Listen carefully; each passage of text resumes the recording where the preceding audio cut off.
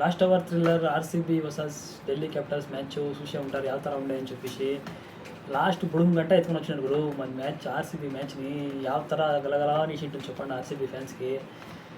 RCB versus Delhi, RCB అయితే సోలింది ఢిల్లీ పైన చూసే ఉంటారు. ఆఫ్టర్నూన్ గేమ్ ಯಾವ ಥರ ఆడ్రి ఆర్సీబీ వాళ్ళు అని చెప్పేసి స్ట్రగల్ అయితే అవుతా ఉంటారు. ఒక తొట్టి నుంచి మాట్లాడుకుని వద్దాం మ్యాచ్ గురించి. అయితే ఢిల్లీ క్యాపిటల్స్ టాస్ గెలుస్తా ఉన్నట్లనే మేము బౌలింగ్ చేస్తాము, మీరు టార్గెట్ చేయండి అని చెప్పేసి కెప్టెన్ రజత్ పటీదార్కి అంటా ఉన్నట్లనే రజత్ పటీదార్ అంటారు, అవును మేము బ్యాటింగ్ చేయాలని అనుకుంటుంది, మంచి టార్గెట్ ఇస్తాము అని చెప్పేసి వస్తారు. కానీ చూస్తే బ్యాటింగ్లోనే స్టార్టింగ్లోనే నుంచి స్ట్రగల్ అవుతూ ఉంటారు మన ఆర్సీబీ బ్యాటర్స్. అయితే అబ్జర్వ్ చేసింటారు, అంత ఈజీగా 6 4 కొట్టక అవుతా ఉండలేదు, బాల్ అయితే టైమింగ్ అయితే అవుతా ఉండలేదు. ఫస్ట్ ఇన్నింగ్స్ గురించి మాట్లాడేదైతే మన ఓపెనర్ బ్యాట్స్మెన్లు పిల్ సాల్ట్ ಮತ್ತು విరాట్ కోహ్లీ అయితే ఓపెనింగ్ చేస్తారు. ఎవడు ఓపెన్ చేసినట్లనే పిల్ సాల్ట్ అయితే మంచి ఫామ్లో అయితే కనబడుతుంటాడు, విరాట్ కోహ్లీ అయితే మంచి స్ట్రగల్ అవుతూ ఉంటారు. తెలిసింటుంది పిచ్ అయితే కొంచెం స్లో ఉండే అని చెప్పేసి 2-3 ఓవర్స్ అయినకి ఇద్దరు డిస్కషన్ చేస్తారు, పిచ్ స్లో ఉందప్ప చూసుకొని ఆడదాము, ఎవడు ఆడినట్లు ఆడేయలేదు అని చెప్పేసి. సిక్సర్లు కమ్మి చూసినది మనము చిన్నస్వామి స్టేడియంలో అయిపోదు.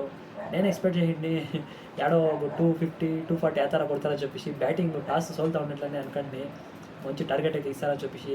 అలాంటి తెలుసు అందరూ ఫామ్లో ఉన్నారు మన బ్యాట్స్మెన్లో. ఇప్పుడు చూడండి, యాక్చువల్గా చెప్పాలంటే మన middle order full complete collapse అయినాను. 175 రన్స్ వచ్చింది.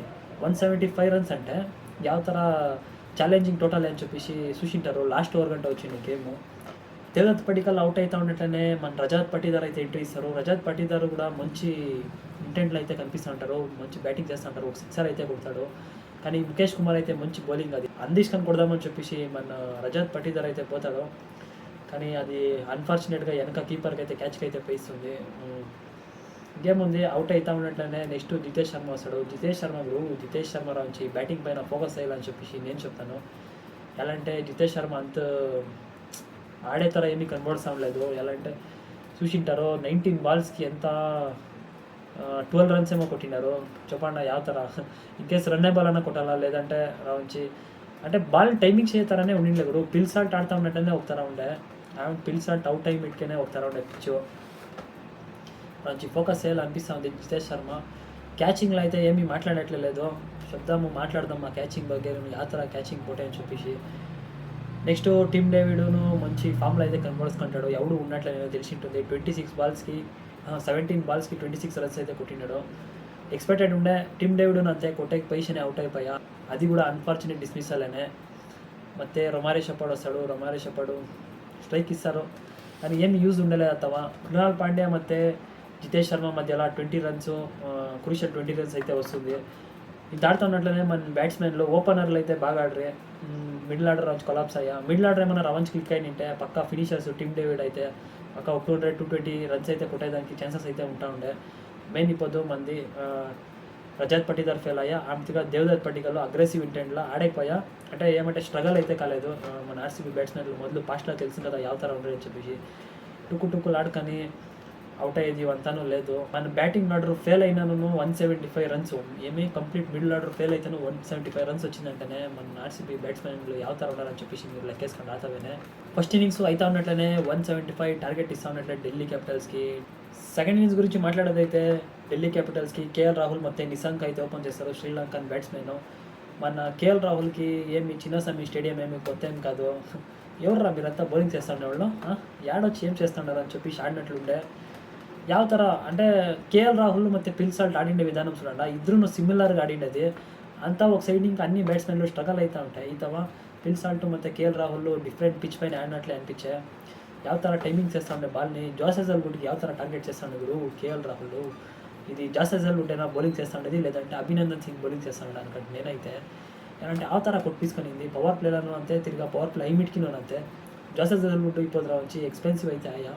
కానీ ఆ లాస్ట్ ఓవర్ మెచ్చుకనలా తొట్టి నుంచి మాట్లాడుకొని వస్తాను మ్యాచ్ గురించి. అయితే పవర్ ప్లేనే 3 వికెట్లు లాస్ అవుతా ఉన్నట్లనే ఢిల్లీ క్యాపిటల్స్కి.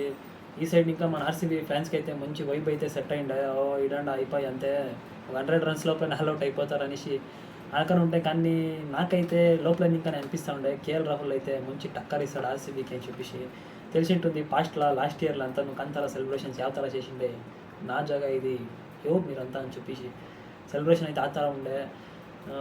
ఎక్స్పెక్టేషన్ ఉండే కేఎల్ రాహుల్ ఆడతాడని చెప్పేసి. అదే ಥರ ఇప్పుడు హాఫ్ సెంచురీ అయితే కొట్టినది కేఎల్ రాహుల్. ಮತ್ತು కేఎల్ రాహుల్ ಮತ್ತು స్టబ్స్ మధ్యలో ఏమన్నా పార్ట్నర్షిప్ ఇతవా పార్ట్నర్షిప్ బ్రేక్ అవుతా ఉండలేదు, ఏం చేయాలా అని చెప్పేసి మన కెప్టెన్ రజత్ పటీదార్ అయితే విరాట్ కోహ్లీ దగ్గర ಮತ್ತು కృణాల్ పాండే దగ్గర డిస్కస్ చేసి లేదప్ప వికెట్ కానే కావాలా, కేఎల్ రాహుల్ అంతా ఇస్తే అయ్యలేదు, మ్యాచ్ పోతూ ఉంటుంది అని చెప్పేసి కృణాల్ పాండే అయితే బ్రేక్ త్రూ అయితే ఇస్తాడు. ఇద్దరి మధ్యలో మంచి పార్ట్నర్షిప్ అయితే బిల్డ్ అవుతా ఉండదు. ಯಾವ ಥರ చూసుకొని ఆడుతూ ఉండేవాళ్ళు, ఛాన్స్ ఇస్తూ ఉండలేదు. ఆడ అవుట్ అయ్యేదానికి ఛాన్స్ ఇస్తూ ఉండలేదు, ಮತ್ತು రన్స్ పోయేదానికి ఇక్కడ ఆర్సీబీను ఛాన్స్ ఇస్తూ ఉండలేదు. మంచి బౌలింగ్ అయితే బ్యాలెన్స్డ్గా అయితే ఇద్దరు బ్యాలెన్స్గా అయితే ఆడుతూ ఉండ్రి.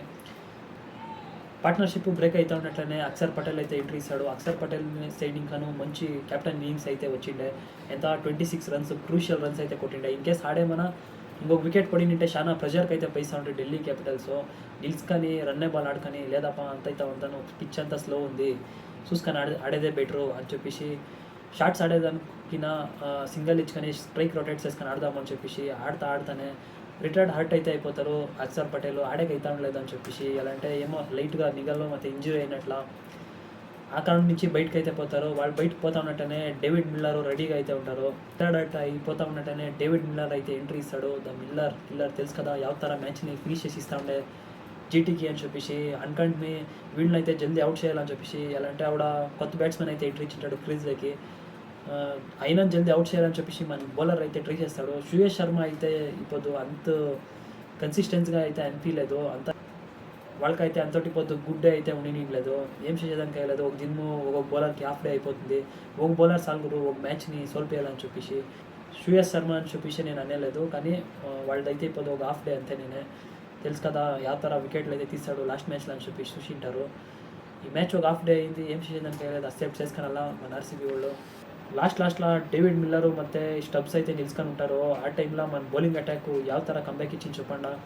యాడ ఒక 30 బాల్స్కి 40 రన్స్ ఏమో కావాల్సి ఉంటుంది. ఆ టైంలో ఫుల్ బ్యాక్స్ ఇస్తారు గేమ్ని ಮತ್ತೆ మన ఆర్సీబీ వాళ్ళు. మంచి డాట్ బాల్స్ యార్కర్స్ ಯಾವ ಥರ ఎగ్జిక్యూట్ చేసి చెప్పండి. మన సైడే ఉండే గురు గేమ్ అయితే లాస్ట్ 2 ఓవర్స్ కూడా అంతే ఆర్సీబీ సైడే గేమ్ ఉండే. ఎలా అంటే వాళ్ళకి టైమింగ్ అయితే అవుతా ఉండలేదు, బాల్ కొట్టేదానికి అవుతా ఉండలేదు. మన ఆర్సీబీ వాళ్ళు వేసిస్తాను ఉండలేదు. రసిక్ దార్ నుంచి మంచి బౌలింగ్, ಮತ್ತು Josh Hazlewood last over 3 overs బాగా కొట్టించుకుంటాడు, కానీ 4th ఓవర్ అయితే మంచి కంబ్యాక్ అయితే ఇచ్చేసి మంచి డాట్ బాల్స్ ఇచ్చి ಮತ್ತು మంచి యార్కర్లు అయితే డెలివరీ చేస్తాడు. ಮತ್ತು భువనేశ్వర్ కుమార్ గురించి మాట్లాడేదైతే వాళ్ళ ఎక్స్పీరియన్స్ ఫుల్ యూస్ చేసి మంచి యార్కర్లు అయితే వేస్తారు. నేను అనుకోండి మ్యాచ్ అయితే ఎత్తుకొని పోతారు, ఇడుగురు ఆరాంగా గెలుస్తారు అని చెప్పేసి. లాస్ట్ 2 ఓవర్స్ నేను అట్లే అనుకోండి, కొట్టే కాయలేదు ఇడన్నా అంతే.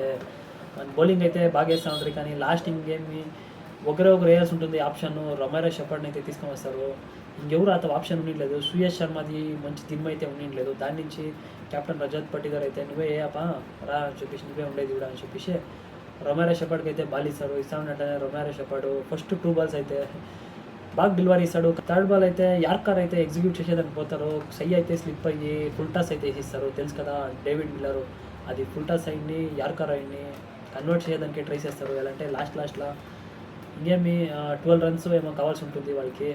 లాస్ట్ ఓవర్లోనే 2 6లు కొట్టించుకున్నాను. అట్లనే రొమారో షెపర్డ్ ఏం చేయడానికి అయ్యలేదు, కొట్టాల్సి ఉండే. ఒక హాఫ్ డే అయితే ఉండే.